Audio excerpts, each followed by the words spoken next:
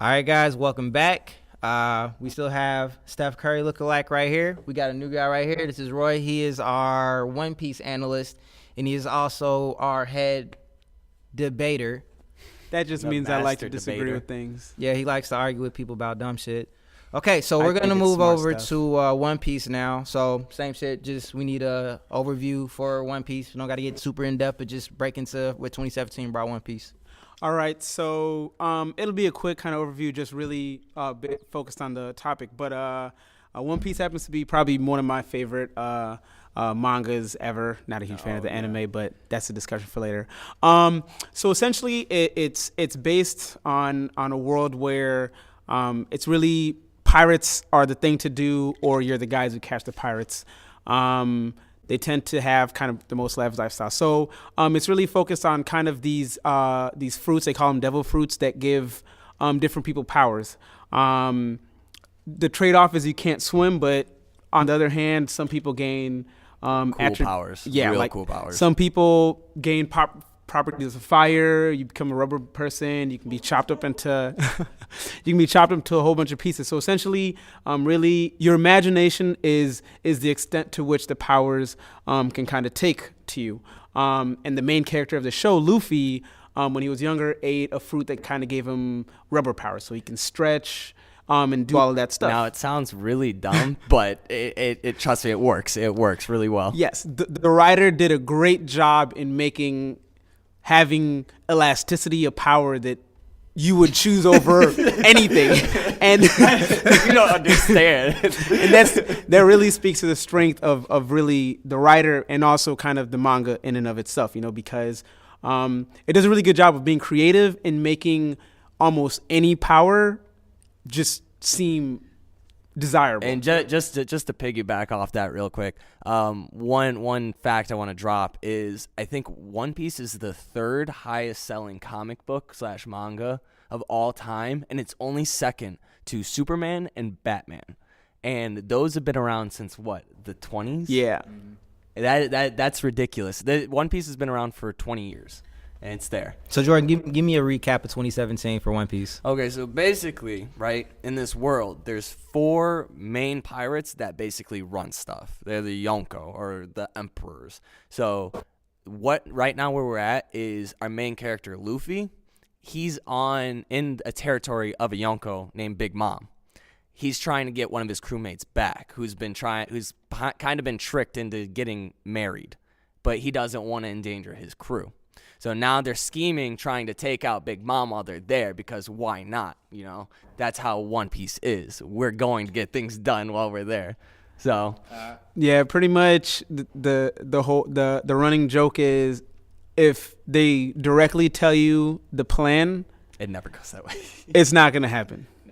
All right, so Roy felt passionate passionate enough to bring this up. So you're saying that there's power drawbacks? Yes. There's not power drawbacks, or whatever the fuck you're talking about. So one thing first, please explain what the fuck is a power drawback? Yes. So kind of going back, since they were talking about Dragon Ball Z or Dragon Ball Super previously, a lot of times when the creator or whoever will introduce a really strong power, they'll introduce a mechanic that then kind of brings it back in. So when Goku first went Super Saiyan, or anyone first went Super Saiyan, the stress on their body was too much. So when they first acquired the ability, they weren't able to use it to the fullest extent. So maybe their opponent was really strong, so that ability they got made them stronger than their opponent now. But now they had the drawback that it was really, really stressful. So over time, the longer that fight continued, they get worn down more and more and more.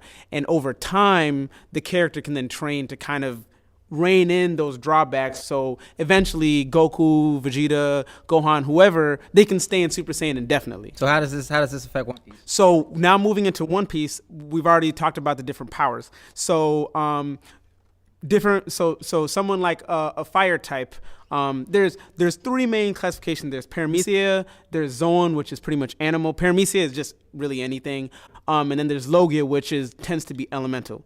Logias are considered the most powerful because when they're in the element, you can't touch them. Like if you try and fight someone who ate a fire or a smoke thing, like you'll literally just phase through them. Mm-hmm. you can't do anything. And they address that, but that's a whole nother story. Exactly. And so paramecia, which literally is anything. Paramecia is just another word for just saying any type of power that isn't an animal or isn't an element. So the main drawback is that in the paramecia type, you have to eventually learn abilities to allow you to fight against Logia type.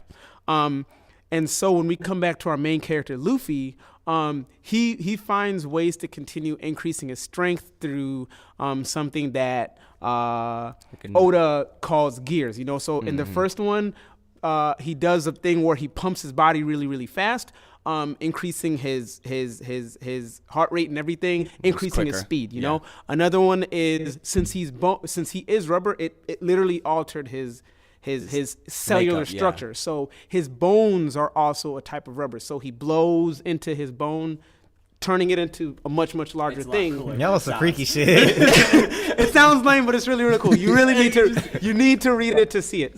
But essentially what that allows him is to make a body part of him really huge. But the drawback to that then is he turned into a tiny version of himself for a set period of time.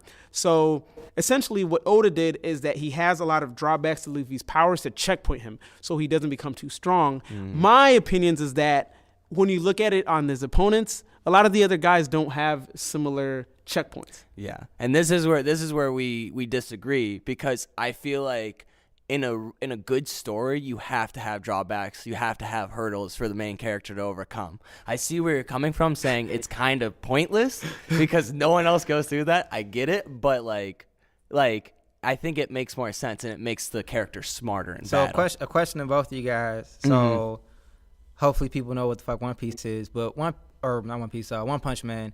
But One Punch Man literally doesn't have any drawbacks to anything. So how do you feel about that?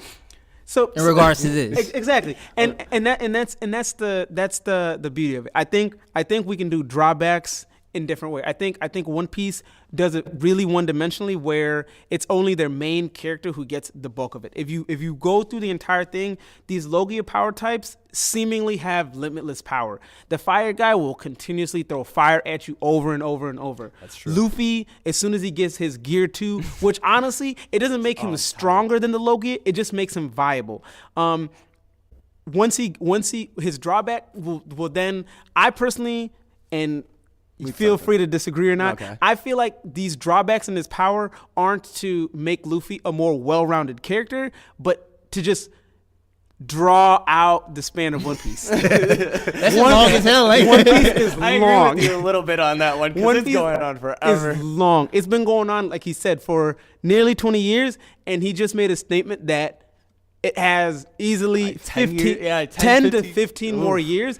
Like, we've only gone through half of this. I started reading One Piece, I think, in high school, and it had already been going on for however long. And I feel like I've invested a lot and seen a lot. And it's mind-blowing thinking that that's so. So I think personally that some of these drawbacks, because like I said, it never actually makes Luffy stronger than your opponent than to bring him back in. He only ever gets viable to fight with them, and then he gets weak again, and now he has to do this whole kind of running away from the enemy, trying to survive, this and that, all the other, maybe another character comes in. Arc. And then after a cooldown period and he can use his power again, now he gets his equal strength, and then he beats him. So I just feel like it's a stall tactic, really. Jordan, you got anything on that?